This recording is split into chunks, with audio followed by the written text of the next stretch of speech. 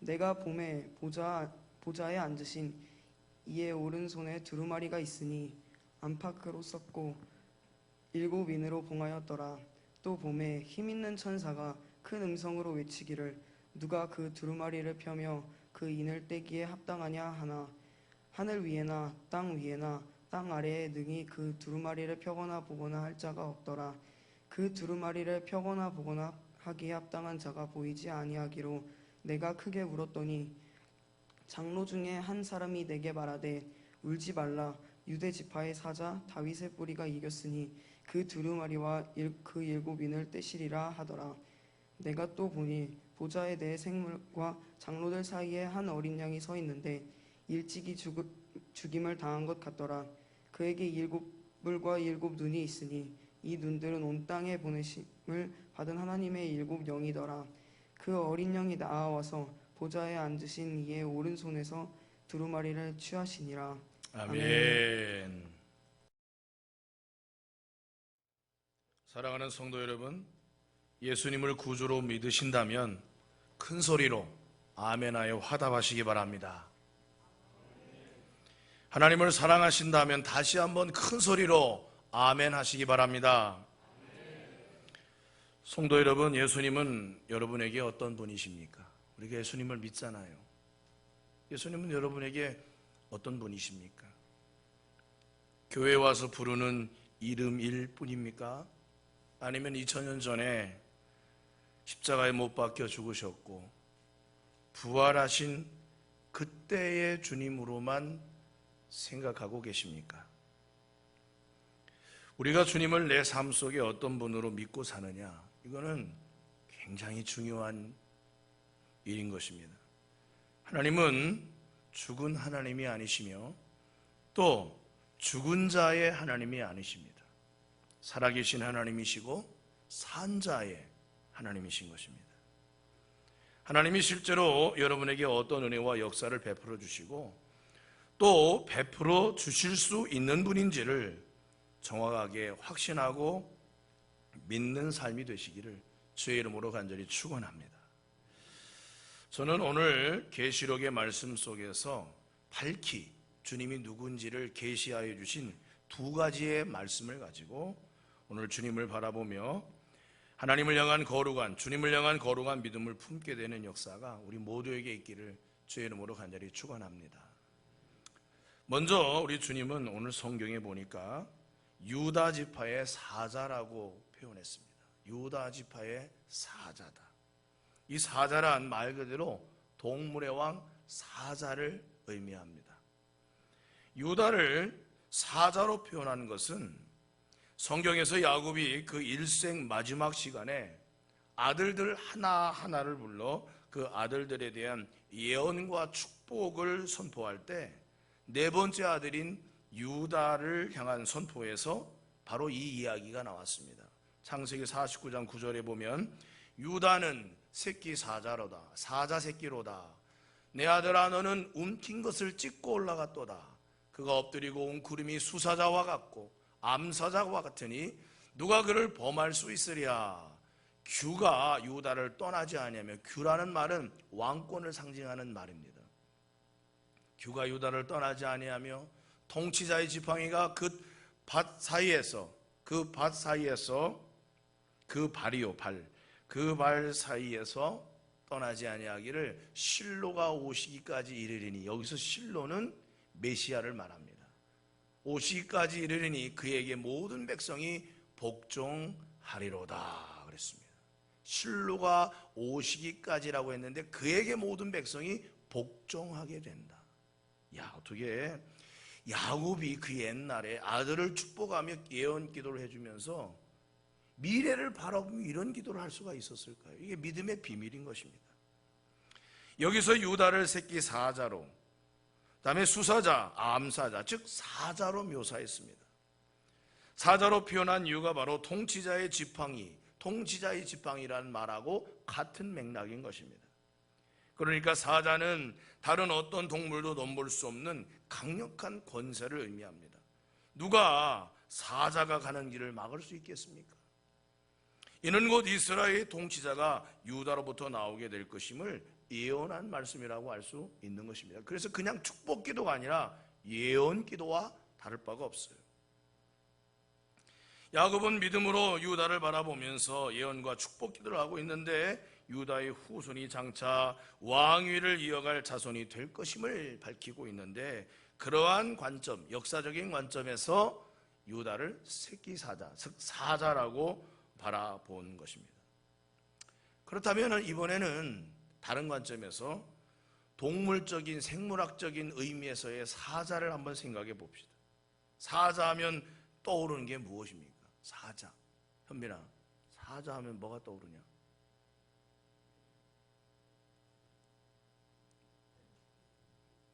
사자하면 떠오르는 것은 그 포효하는 소리입니다. 와, 저 그림을 보세요. 사자가 왕 하고 포효하는 소리. 예, 나무에 앉아있던 새들이 날아가고 샘 곁에서 물을 먹던 사슴떼가 허겁지겁 도망갑니다. 야생 들판의 모든 짐승들을 긴장하게 만드는 소리가 바로 사자의 포효 소리가 아니겠습니까? 그 소리 하나만으로도 정글을 두렵게 만드는 것입니다. 그런데 여러분, 시편 27편 7절 이하에 보니까 사자 소리보다도 더 웅장하고 대단한 소리가 있는데, 그 소리를 여호와의 소리라고 시편 기자가 말했습니다. 여호와의 소리가 화염을 가르시도다. 여호와의 소리가 광야를 진동하시며 여호와께서 가데스 광야를 진동시키시도다. 여호와의 소리가 암사슴을 낙태하게 하시고 산림을 말갛게 벗기시니 그의 성전에서 그의 모든 것들이 말하기를 영광이라 하도다 그랬어요. 그 소리가 얼마나 웅장하고 대단한지 그 소리 앞에 엎드려 영광을 돌릴 수밖에 없다는 것입니다.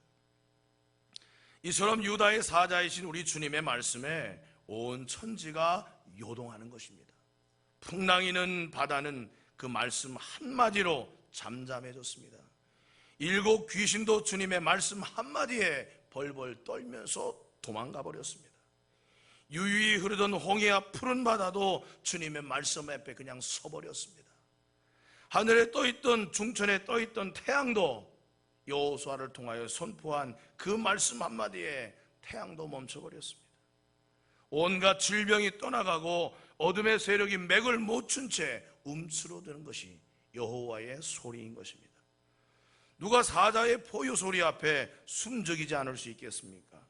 마찬가지로 누가 주님의 말씀을 가로막을 수가 있겠습니까? 주님이 말씀하시니 물고기가 동전을 물어다 주었습니다. 주님이 말씀하시니 물이 변하여 포도주가 되었습니다. 주님이 말씀하시니 모든 것이 그 말씀에 맞게 맞아 들어가며 역사의 수레바퀴가 그 말씀에 흔들려 짝을 맞추고 역사가 일어나는 일들이 비일비재하게 일어나는 것입니다. 온 우주 만물을 보세요. 주님의 창조 섭리와 그 말씀대로 운행이 되며 부딪히지 아니하고 공정과 자전을 통하여 우주가 오늘 또 안전하고 질서 있게 돌아가고 있습니다. 하늘의 별들을 세어보세요. 그 엄청나게 많은 별들을 보세요. 지금도 우리나라는 그 숱한 자동차가 지나가면서 부딪히고 교통사고가 나는데 우주는 그런 사고들이 별반 나지 않습니다. 사랑하는 성도 여러분이요, 그렇습니다. 주님의 말씀은 그 권위 앞에 우리는 겸손하게 엎드려야 할 줄로 믿습니다. 주님의 말씀 앞에 내 생각을 내세우고 내 주장을 핀다는 게 말이 되지 않는 것입니다. 우리가 가진 지혜가 얼마나 크길래 하나님 앞에 대적할 수가 있겠습니까? 내 어리석고 무지한 생각을 버려야 합니다. 세상의 모든 지식은 변해도 하나님의 말씀은 변하지 않는다며 풀은 마르고 꽃은 시드나 여호와의 말씀은 영원하다고 했습니다. 그래서 주님은 사자세요. 그 포효하는 소리에 밀림과 동물의 세계가 긴장하듯 하나님의 말씀대로 세상은 지배되고 운행되기 때문에 그렇습니다. 두 번째로 사자의 발톱과 발의 힘은 그 어떤 짐승일지라도 목이 꺾이고 가죽이 찢겨나가는 것입니다. 그 발톱 아래에 정복당하지 않을 힘은 없는 것입니다. 사자의 발톱은 찢기는 힘입니다. 제 아무리 숨기고 감출지라도 찢어버리고 마는 것입니다. 아무리 두꺼운 가죽이라도 찢고 그 고기를 먹어 치우는 것입니다. 사자의 입은 엄청난 이빨이 있어 물어뜯을 때 그 사자의 입을 벗어날 동물이 없는 것입니다. 저렇게 한번 사냥으로 발톱에 입에 찢기는 짐승은 결국 죽음을 맞이하고 마는 것입니다. 그 어떤 것도 사자의 발톱과 날카로운 이빨에서 벗어날 수 없듯이 세상의 그 어떤 권세나 그 어떤 존재라 할지라도 예수님의 권세 아래 굴복할 수밖에 없는 것입니다. 그래서 예수님은 왕 중에 왕이십니다. 에베소서 말씀에도 모든 무릎을 예수 그리스도의 이름에 꿇게 하시고 하나님이 권세를 부여하셨다고 했습니다. 우리가 우리의 죄를 감춘다고 해서 없어지는 게 아니며 감춘다고 해서 하나님 앞에 드러나지 않는 것이 아닌 것입니다. 우리가 그것을 겸손하게 회개하며 내 치부를 하나님께 고백하며 내어 맡기며 나를 씻어달라고 고백할 때는 주님은 따스한 사랑 오로리를 품어주시지만 감추고 또 감추고 숨기고 숨기려 할수록 주님은 그 날카로운 발톱으로 찢어버리시는 것입니다. 삶을 찢고 우리의 인생을 찢어버리시는 거예요. 두려웠기도 한 일이 바로 주님의 역사인 것입니다. 그러므로 우리는 그러한 심판이 이르기 전에 내 죄와 교만을 속히 내려놓고 하나님 앞에 겸손하게 나가야 하는 것입니다. 그래서 유다의 사자이신 예수님은 누구십니까? 심판자이신 것입니다. 결국 유다의 사자란 아까 처음에 서두에서 말씀드렸듯 왕위를 상징합니다. 영원한 왕. 만약에 왕이 계신데 누군가가 자기가 왕인 것처럼 행세하며 산다면은 이것은 무엇이 되겠습니까? 반역이 되는 것입니다. 세상에 영원하신 왕은 예수님밖에 없음을 믿으시기를 주의 이름으로 간절히 축원합니다. 우리는 겸손함으로 왕 되신 예수님께 복종하며 나아가야 합니다. 그분이 유다의 사자이시기 때문입니다.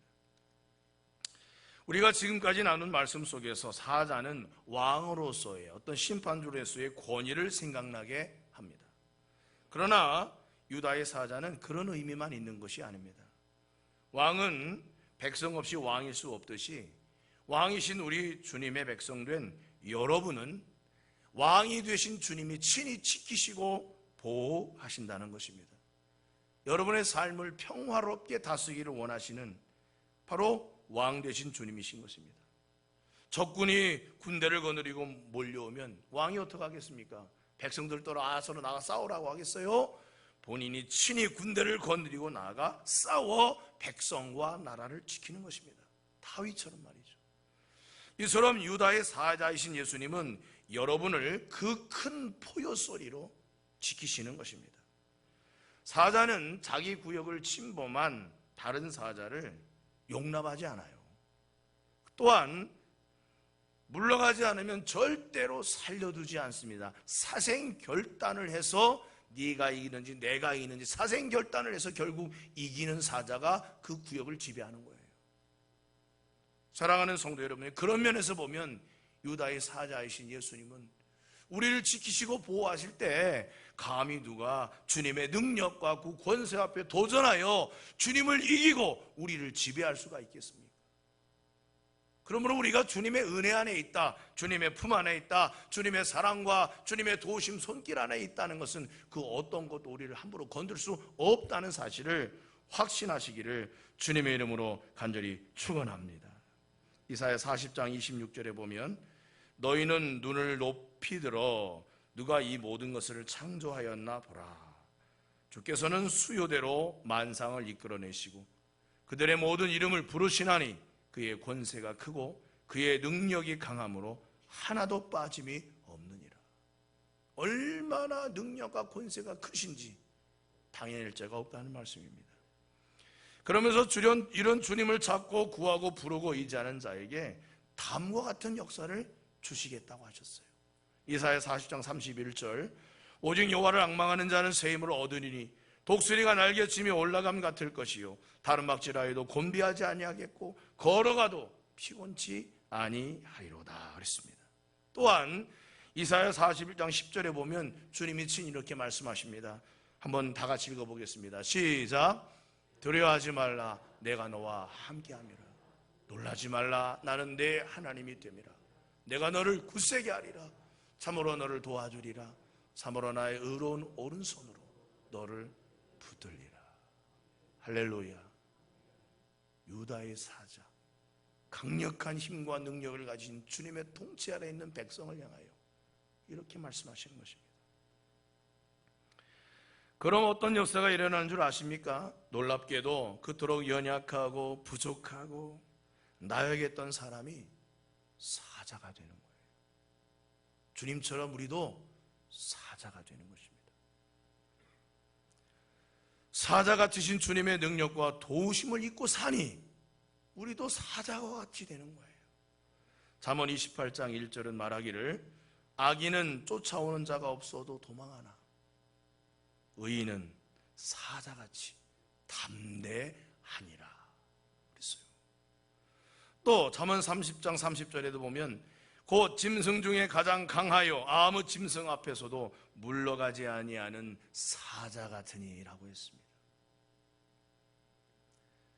주눅들지 않는 강한 담대함을 품고 사는 것입니다. 누가요? 하나님을 진심으로 의지하는 자, 하나님의 능력과 도우심을 힘입어 사는 사람이 그런 능력의 사람이 되는 것입니다. 유다의 그 사자 같으신 주님의 보호와 도우심과 능력 주심을 우리가 힘있기 때문에 우리도 사자 새끼가 되는 것입니다. 할렐루야, 할렐루야. 주님을 의지하고 믿는 여러분이요, 여러분 안에 두려움과 걱정과 여러분을 올가맨 사슬이 무엇입니까? 누가 사자를 올가맬 수가 있겠습니까? 그것이 무엇이고 한데 여러분을 막는다는 말입니까? 그것이 무슨 힘이 있다고 여러분을 좌절케 한다는 말입니까? 시편 118편 6절에 보면은 시편 기자가 이런 고백을 했어요. 우리 이것도 한번 다 같이 고백하겠습니다. 시작. 여호와는 내 편이시라 내가 두려워하지 아니하리니 사람이 내게 어찌할까. 여호와께서 내 편이 되사 나를 돕는 자들 중에 계시니 그러므로 나를 미워하는 자들에게 보응하시는 것을 내가 보리로다 라고 7절에 말씀했습니다. 또 이어서 8절로 10절은 이렇게 말합니다. 여호와께 피하는 것이 사람을 신뢰하는 것보다 나으며 여호와께 피하는 것이 고관들을 신뢰하는 것보다 낫도다. 물은 나라가 나를 에워쌌으니 내가 여호와의 이름으로 그들을 끊으리로다. 아니 어떻게 나라와 군대가 나를 에워쌌는데 어떻게 그것을 끊어낼 수 있다는 말입니까? 도대체 무슨 자신감이에요? 어떻게 한 나라를 당해내며 어떻게 대단한 군대를 당해낼 수 있겠습니까? 뭐라고 그랬어요? 앞에서 여호와가 내 편이시다 그랬어요. 사랑하는 성도 여러분이요, 다윗은 실제로 유다 지파 사람이었고 사자 같은 사람이었습니다. 그 담대함으로 골리앗에게 달려갔습니다. 비록 소년이었을지라도 그 안에는 하나님이 주시는 놀라운 사자 같은 담대함이 있었습니다. 나는 여러분 안에도 이와 같은 담대함이 있기를 주의 이름으로 간절히 축원합니다. 기도를 드려도 주여 한 주간 그냥 졌습니다. 한 주간 힘들어 죽을 뻔했습니다. 아이고 한 주간 슬펐습니다. 주여 한 주간 그냥 주눅들어 살았습니다. 죽지 못해 살았어요 주님. 이런 기도가 아니라 주여 지난 한 주간도 하나님이 능력 주셔서 승리했습니다. 지난 한 주간도 주님이 은혜 주시고 힘 주셔서 힘있게 감사하게 살았습니다. 할렐루야. 이런 고백이 저와 여러분에게 있어지기를 주의 이름으로 간절히 축원합니다. 언제까지 세상과 하나님 앞에서 그냥 머뭇머뭇 하실래요? 교회에 그냥 왔다가 마당만 밟고 가시겠습니까? 하나님은 우리를 은혜의 깊은 자리로 들어오라고 했어요. 깊은 데로 가서 그물을 내리라고 말씀하신 것처럼 다니엘은 기도의 시간을 지키고 감사의 고백을 지켰더니 하나님이 사자의 입을 그냥 틀어막아 주셨어요.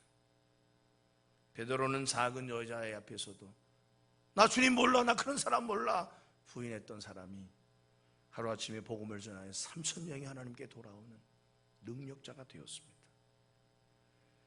저와 여러분도 하나님은 그렇게 살기를 원하시고 그렇게 쓰기를 원하시는 것입니다. 여러분에게 주님은 어떤 분이세요? 하늘에 계신 분이고 나하고는 거리가 먼 분이십니까? 내 인생은 나 혼자 사느라 그냥 분주하고 바쁘고 주님은 멀리 하늘 보좌에만 계신 분이신가요? 그것은 신앙생활이 아닙니다. 내가 숨을 쉴 때 하나님이 보내주신 공기가 내 코 밑에 있어요. 하는 즉시로 들어와 나를 살리는 것입니다. 마찬가지예요. 우리의 영적인 숨을 위하여 하나님은 내 가장 가까이 내 삶의 어느 곳에든지 계시는 것입니다. 주여 부를 때, 주님 부를 때, 그분께 손을 내밀 때 주님은 이미 손을 내밀고 우리를 도와주시고자 하시는 분이심을 잊지 마시기를 주의 이름으로 간절히 축원합니다. 주님 가까이 내 옆에 와 계신데 나는 멀리 계신 주님처럼 생각하며 그렇게 산다 이거예요. 심지어는 주님의 간섭이 그닥 달갑지가 않을 그런 마음을 가진 채 말이죠.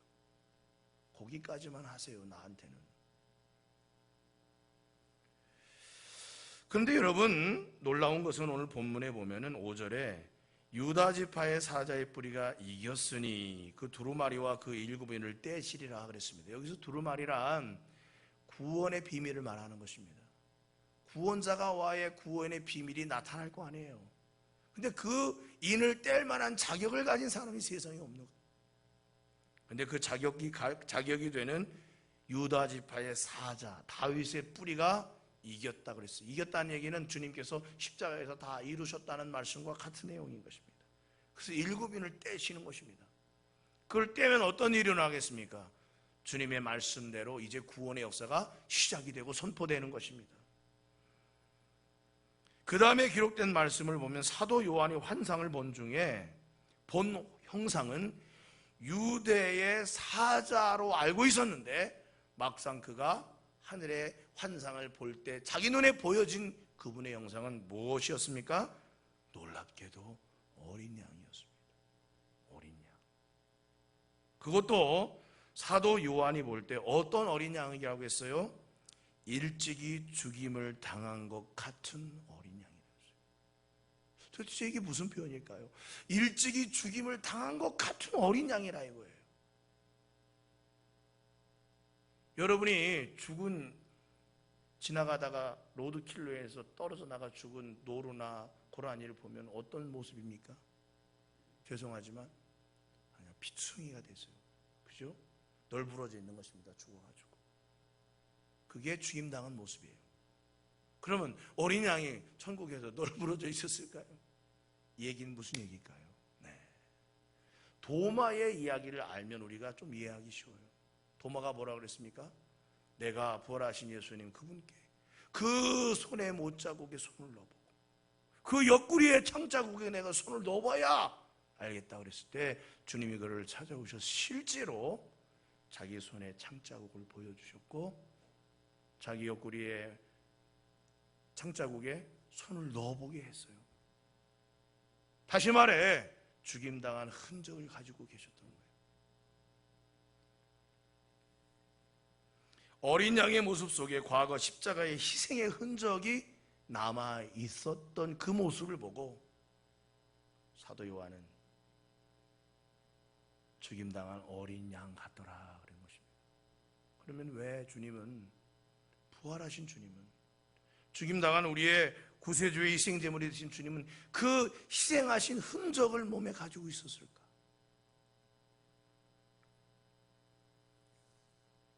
그것은 사랑하는 자녀들로 하여금 영원토록 주님의 십자가의 구속사역을 기억하도록 하기 위함인 것입니다. 유다의 사자의 모습으로 예수 그리스도의 승리의 면모를 그린 반면에 오늘 본문에서는 어린 양을 제시함으로써 그의 승리가 매우 역설적인 방식, 즉 죽음을 통해서 이루어졌다는 거예요. 강력한 힘과 능력과 파워와 권세를 통해서 구원의 역사를 이룬 것이 아니라 자기의 희생을 통하여 구원의 역사에 파워를 얻게 되었다는 것입니다. 이것은 우리가 오늘날 살아가는 세상을 보면 잘 알 수 있어요. 첫 번째, 식물을 보세요. 씨를 하나 땅에 심었는데 그 식물에서 싹이 나고 줄기가 나고 뿌리가 날 때 그 씨앗 하나는 다 바스러지고 없어지는 거예요. 희생하는 것입니다. 자기를 죽여 싹을 내고 뿌리를 내는 거예요. 우리 어머니들을 보세요. 자식을 낳을 때 살찌는 엄청난 고통을 감내하며 자식을 낳는 것입니다. 희생이죠. 희생을 통해서 후손을 생산하는 것입니다. 하나님의 역사는 사랑을 근본으로 한 희생을 통해서 완성되어지고 세워가는 역사예요. 교회를 보세요. 희생 없이 교회가 부흥합니까? 희생 없이 교회가 세워집니까? 그렇지 않아요. 우리나라도 처음 복음 들어올 때 수많은 사람이 저 서울의 한강 양화진에서 목베임을 당했어요. 수천 명이 죽어나갔습니다. 1차, 2차, 3차 바퀴를 거치면서 주님을 믿는다는 이유로 수천 명이 죽어나갔어요. 그런다고 복음의 역사, 교회의 역사가 끊어지고 사라지고 소멸하나요? 그렇지 않습니다. 그 희생을 많이 내면 낼수록 놀랍게도 하나님의 부흥은 강력하게 일어나는 것입니다. 바로 우리 주님은 왕의 권위를 가진 사자이셨지만 구원자로서의 왕의 권위는 그 사자의 힘에서 나오는 것이 아니라 어린 양과 같은 희생을 통하여 나타나게 되었다는 것입니다. 두 번째로, 죽임을 당한 어린 양의 흔적은 우리에게 또한 무엇을 보여주는 것입니까? 여기에 오늘 핵심 말씀이 있는 것입니다. 네가 겪는 아픔과 상처와 무거운 짐을 내가 다 겪어봐서 잘 안다. 그러면서 뭐라고 하시겠어요? 너의 그 아픔을 내게로 가져와라. 내가 맡아주겠다. 그래서 그 상처와 고통의 흔적을 가지고 계신 거예요. 어떤 사람이 큰 중병을 앓습니다. 너무 힘든 거예요. 그런데 그 중병을 알아본 어떤 사람이 그를 찾아가서 아유, 힘들죠. 많이 아프죠. 그때까지만 해도 잘 마음에 와닿질 않은데 나도 몇 년 전에 똑같은 병을 알아봤어요. 그래서 나에게도 몸에 이런저런 흔적들이 있어요. 보여줄 때 그 병을 앓는 사람이 어떤 생각이 들겠어요? 그래요? 아유, 그러셨군요. 동질감이 생기는 거예요. 그러면서 그 사람이 위로해주는 말 한마디 한마디가 그냥 마음에 누구의 위로보다도 더 위로가 되는 거죠. 히브리서 말씀에 보면 4장 15절에 우리에게 있는 대제사장은 우리의 연약함을 동정하지 못하실 리가 아니에요. 이 말은 반드시 동정하신다는 것입니다. 모든 일에 우리와 똑같이 시험을 받으신 이로되 죄는 없으시니라. 그러므로 우리는 긍휼하심을 받고 때를 따라 돕는 은혜를 얻기 위하여 은혜의 보호자 앞에 담대히 나아갈 것이니라 그랬어요. 왜 나가야 한다고요? 주님이 나랑 똑같은 일을 겪으셨기 때문에 아시는 것입니다. 광야에서 40일을 줄이시고 시험을 받으셨어요. 바리새인들에게 항상 모멸과 외면을 당했습니다. 그분은 이스라엘의 빛으로 오셨는데 그분을 오히려 받아들이고 먼저 영접해야 할 종교 지도자들이 결국 주님을 십자가에 못 박아 죽였어요. 얼마나 억울합니까? 사랑을 주었던 제자들이 배신했어요. 마음이 얼마나 아프시겠어요. 그런데 주님은 묵묵히 그 길을 걸어가신 것입니다. 그래서 이 세상에서 억울함을 당하는 사람, 상처를 입고 사는 사람, 괴로운 사람, 외로운 사람, 그들의 지고 가는 무거운 모든 짐을 아시는 것입니다. 그래서 그 상처의 흔적이 담긴 모습으로 다가오시는 거예요. 네가 겪은 거 나도 겪었어. 그래서 내가 아니까 또 힘들어하지 말고 그걸 나한테 가져와라. 괴로워하지 말고 나한테 가져오라는 것입니다. 그래서 주님은 어린 양이신 거예요. 죽임당한 것 같은, 이미 죽은 지 오래된 것 같은 그 피 흘리는 흔적들을 가지고 계신 것입니다. 사랑하는 성도 여러분이요, 여러분은 무엇 때문에 무거워하고 힘들어하고 아파하고 괴로워하고 두려워하십니까? 주님이 계신데도 마치 나하고는 아무 상관이 없는 멀리 하늘에 계신 분인 것처럼 생각하십니까? 사랑하는 성도 여러분이요, 주님은 유다의 사자와 같으십니다. 두려운 심판자이시며 누구에게도 빼앗기지 않을 왕권을 가지신 분이십니다.